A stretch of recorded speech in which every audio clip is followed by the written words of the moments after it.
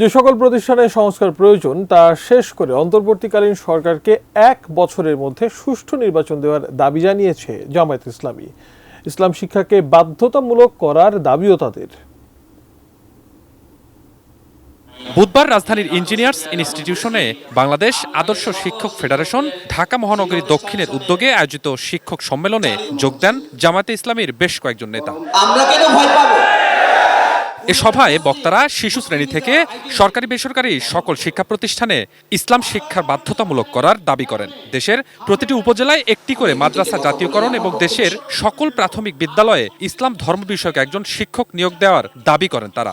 আমাদের এমন শিক্ষা ব্যবস্থা চাই যে দেশে আর কোন গুলির আঘাতে আমাদের নির্মুগ্ধ এবং সাইদদেরকে গুলিবিদ্ধ হয়ে মৃত্যুর মুখে পতিত হতে হবে না। জামায়াতের নায়েবে আমির অধ্যাপক মুজিবুর রহমান বলেন, শিক্ষা ব্যবস্থা সংস্কার ও দাবি পূরণের জন্য অন্তর্বর্তী সরকার নয়, বরং জনগণের ভোটে নির্বাচিত সরকার এলেই দাবি পূরণ হওয়া সম্ভব। এলো ভিশন মুশকিল আসান অফার। যে কোনো ব্র্যান্ডের পুরনো ফ্রিজ নিয়ে চলে আসুন ভিশন শোরুমে আর নিয়ে যান নতুন ভিশন ফ্রিজ 20% পর্যন্ত ছাড়। খুব বেশি না, একটা বছরের মধ্যেই অবশ্যই সংস্কার কাজ শেষ করতে হবে এবং এখানে একটা নির্বাচিত সরকার যাতে আসে, কেয়ারটেকার সরকারের অধীনে নিরপেক্ষ নির্বাচনের মাধ্যমে যাতে এখানে নির্বাচন হয় সেজন্য তাদেরকে চেষ্টা করতে হবে।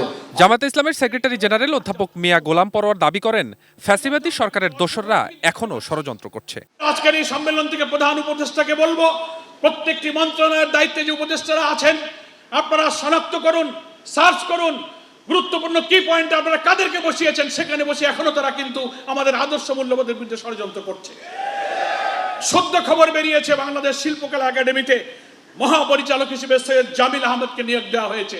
তিনি এসেই বলতেছেন যে 24 সালে এসে মেয়েদের বোরখা পরার দরকার কি। আমরা অবিলম্বে শিল্পকলা একাডেমি মহাপরিচালকের অপসারণ চাই। Swapan Ahmed, ATN news, Dhaka.